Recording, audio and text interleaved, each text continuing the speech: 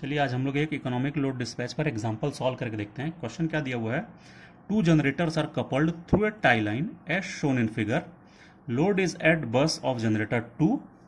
If a load of 100 megawatt is transferred from generator 1 to load, a power loss of 10 megawatt occurs. The incremental costs are df1 upon dp1 is equal to 0.02 p1 plus 16 and df2 upon dp2 is equal to 0.04 p2 plus 20 rupees per megawatt hour. ठीक है, rupees पर megawatt our. And question क्या है कि find load schedule, total generation and total load if lambda is equal to 25 rupees पर megawatt hour. ये diagram दिया हुआ है. ये जनरेटर 1 है, इसका आउटपुट P1 है, ये लोड 1 से कनेक्टेड है. ये जनरेटर 2 है जिसका आउटपुट P2 है, ये बस 2 से कनेक्टेड है और बस 2 से ही लोड कनेक्टेड है जहां से जनरेटर 2 कनेक्टेड है. ठीक है, तो ये हो गई हमारी टाई लाइन. जो टाई लाइन की बात की गई है ये हो गई टाई लाइन. ठीक है, मतलब ट्रांसमिशन लाइन. अब देखिए क्वेश्चन क्या दिया हुआ, एक बार अच्छे से पढ़ लें और उसको समझ लें कि two generators are coupled through a tie line. तो ये हमारे डायग्राम में दिए हैं दो जनरेटर और दोनों एक टाई लाइन से कनेक्टेड हैं as shown in the figure. तो ये फिगर दिया हुआ है. लोड इज एट बस 2 ऑफ जनरेटर 2. तो लोड जो है वो जनरेटर 2 की बस से कनेक्टेड है. ठीक है, ये हमको दिख रहा है जनरेटर 2 की जो बस है उससे लोड कनेक्टेड है. इफ मतलब यदि एक कंडीशन दी है, पर्टिकुलर कंडीशन है, स्पेशल कंडीशन, कि यदि एक 100 मेगावाट का लोड ट्रांसफर होता है जनरेटर 1 से लोड की तरफ, मतलब यहां से यदि 100 मेगावाट का पावर जो है वो यहां ट्रांसफर होती है तो यहां पे कुछ ना कुछ लॉसेस होंगे. ठीक है, तो कितने लॉस होते हैं? 10 मेगावाट का पावर लॉस होता है. तो मतलब यहां से यदि मैं 100 मेगावाट की पावर यहां पर ट्रांसफर करता हूं तो इस लाइन में 10 मेगावाट की पावर लॉस होती है. और दोनों प्लांट की इंक्रीमेंटल फ्यूल कॉस्ट दे दी है, मतलब 1 मेगावाट पावर को आउटपुट को बढ़ाने के लिए कितनी कॉस्ट इनपुट हमको देनी पड़ती है वो इंक्रीमेंटल फ्यूल कॉस्ट कहलाती है. ये दोनों प्लांट की दी हुई है. सिस्टम लैम्डा दिया हुआ है और हमसे पूछा गया है लोड शेड्यूल, मतलब इकोनॉमिक लोड शेड्यूल क्या है कि दोनों प्लांट कितना कितना पावर जो है वो आउटपुट देंगे. टोटल जनरेशन कितना होगा, मतलब दोनों का यदि हम सम करते हैं तो टोटल कितना जनरेशन होगा, और टोटल लोड कितना है वो भी हमको फाइंड करना है क्योंकि लॉस भी हो रहे हैं कुछ ना कुछ. तो जो जनरेशन होगा उसमें से जो हम लॉस को माइनस करेंगे तो वो जाकर के टोटल लोड के बराबर होगा और ये लैम्डा की वैल्यू दी हुई है. तो ये हमने क्वेश्चन को जब सॉल्व करना स्टार्ट किया तो सबसे पहले लिख लिया है कि लैम्डा की वैल्यू क्या होगी. ठीक है, चलिए अब अपन लोग क्वेश्चन को सॉल्व करना स्टार्ट करते हैं. हम जानते हैं कि जो जनरल लॉस फॉर्मूला होता है PL is equal to B11 P1 square plus B12 P1 P2 plus B22 P2 square होता है, जहां पर B11 B12 और B22 जो होते हैं वो लॉस कोफिशिएंट्स कहलाते हैं. ठीक है, अब चूंकि हमारा जो क्वेश्चन दिया हुआ है उसमें लोड जो है वो बस 2 पे कनेक्टेड है जहां पर जनरेटर 2 कनेक्टेड है. इसका मतलब है क्योंकि यदि बस 2 पर हमारा लोड कनेक्टेड है तो इसका मतलब है कि B12 और B22 जो दोनों होंगे दोनों का इफेक्ट लॉस पर नहीं पड़ेगा. इसका मतलब है B12 और B22 दोनों की वैल्यू कितनी हो जाएगी, 0 की हो जाएगी, क्योंकि प्लांट 2 के आउटपुट का इफेक्ट लॉस पर बिल्कुल नहीं पड़ेगा क्योंकि प्लांट 2 पर ही जो है वो लोड कनेक्टेड है. तो प्लांट 2 से लोड की तरफ जाते समय कोई भी पावर लॉस नहीं होगा, इसलिए प्लांट 2 के आउटपुट का इफेक्ट या प्लांट 2 के आउटपुट पर हमारा पावर लॉस बिल्कुल भी डिपेंड नहीं करेगा. Power loss is independent of plant 2 output. So ये और ये दोनों क्या हो जाएंगे, 0 हो जाएंगे. तो इसका मतलब PL क्या हो जाएगा, वो हो जाएगा B11 P1 square, because output of plant 2 will not effect the power loss. ठीक है, तो ये हो गया हमारा ये टर्म 0, ये टर्म 0. तो PL is equal to B11 P1 square बचा. अब हमको एक कंडीशन दी है क्वेश्चन में, एक स्पेसिफिक कंडीशन है कि for P1 is equal to 100 megawatt, PL is equal to 10 megawatt. मतलब कि यदि प्लांट 1 से 100 मेगावाट का पावर जो है वो लोड की तरफ ट्रांसफर होता है तो टोटल लॉसेज जो होते हैं वो इतने होते हैं. मतलब कि प्लांट 1 का आउटपुट 100 मेगावाट होगा और यही जाएगा लोड की तरफ, तो जो टोटल पावर लॉसेज होंगे वो होंगे 10 मेगावाट. यहां पर हम लोग उसको पुट करें तो पावर लॉस कितना है, 10 मेगावाट. ये B11 की वैल्यू है इंटू P1 कितना है, P1 है अपना 100 मेगावाट. तो 100 का स्क्वायर करेंगे अपन तो अपना B11 कितना आ जाएगा, ये आ जाएगा 10 अपॉन 100. 100 मतलब 10 टू द पावर -3 पर मेगावाट आ जाएगा P11 की वैल्यू. तो एक हमारा लॉस कोफिशिएंट आ गया, B11 is equal to 10 to the power -3 पर मेगावाट. ठीक है, अब हम लोग इसी का यूज करेंगे आगे चल करके। तो अब हमारा जो पावर लॉस है वो कितना हो जाएगा, यदि मैं पावर लॉस के फॉर्मूले में B11 की ये वैल्यू को पुट करता हूं तो ये हो जाएगा 10⁻³ इंटू P1 स्क्वायर, ठीक है, मेगावाट। ये हो जाएगा अपना total power loss 10⁻³ P1 square, ठीक है। अब हम लोगों को निकालना है आगे जो भी चीज़ें हमको फाइंड करनी है, उसके लिए हमको जरूरत पड़ेगी पेनल्टी फैक्टर ऑफ प्लांट 1 और पेनल्टी फैक्टर ऑफ प्लांट 2 निकालने की। तो पेनल्टी फैक्टर निकालने के लिए अपने को डॉ PL अपॉन डॉ P1 निकालना पड़ेगा।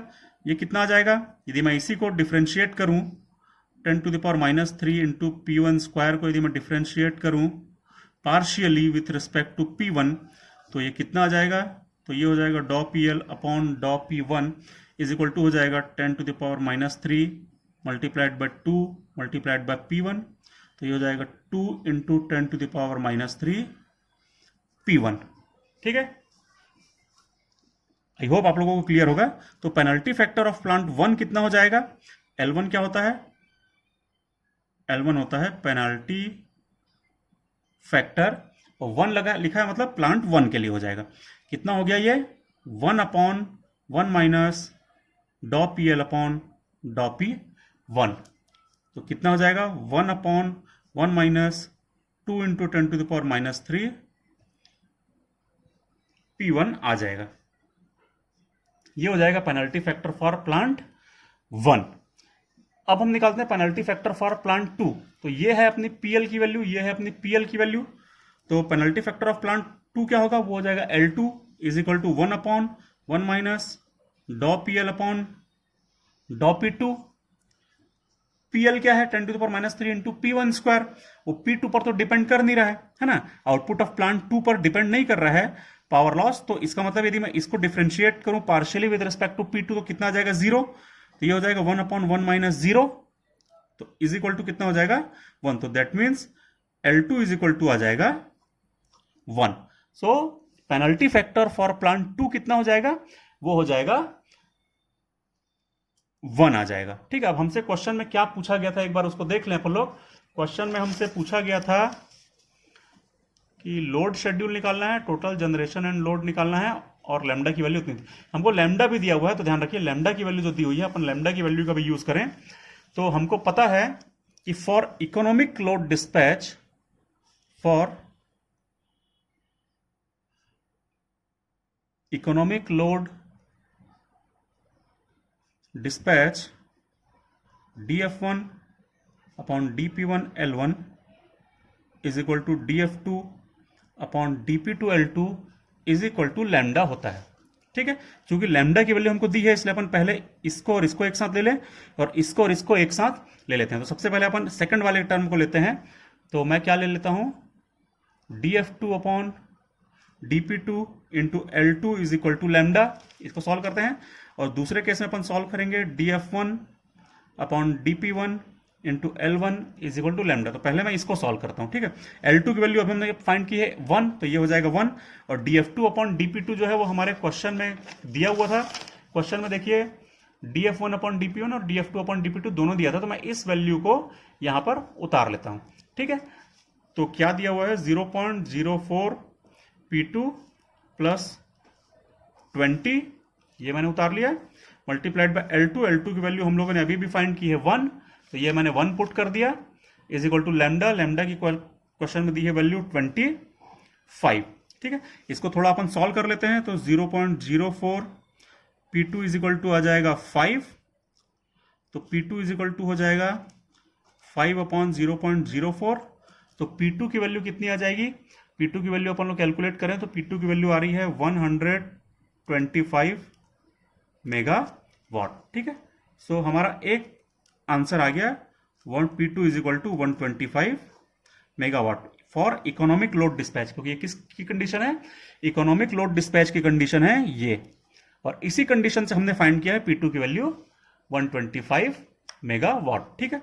तो हमारा P2 आ गया 125 मेगावाट। अब हम इस कंडीशन को सॉल्व करते हैं, तो dF1 अपॉन dP1 भी हमको क्वेश्चन में दिया हुआ था, वो क्या दिया था 0.02 P1 plus 16 multiplied by L1 हमने क्या निकाला था, तो हमने थोड़ी देर पहले L1 फाइंड किया हुआ है, देखिए ये आया था अपना L1 1/1 माइनस 2 इंटू 10⁻³ P1, उसको भी पुट कर दें तो ये कितना आ जाएगा 1/1 minus 2 into 10⁻³ P1 is equal to lambda, lambda की वैल्यू दी है 25। तो यहाँ पर एक P1 है, ये P1 है, सिर्फ एक अननोन दिया हुआ है और एक इक्वेशन है, इसको अपन बहुत आराम से सॉल्व कर सकते हैं। इसको एक बार सॉल्व करके देखिए, यदि हम इसको सॉल्व करते हैं तो P1 की वैल्यू आती है 128.571 मेगावाट। इसको सॉल्व करने पर आ जाएगा, ये बहुत आसान है, आप लोग बड़े आराम से इसको सॉल्व कर सकते हो। तो अब हमारे पास इकोनॉमिक लोड डिस्पैच के लिए P1 भी आ गया और इकोनॉमिक लोड डिस्पैच के लिए P2 भी आ गया। तो हमारे पास P1 और P2 दोनों की वैल्यूज आ गई हैं।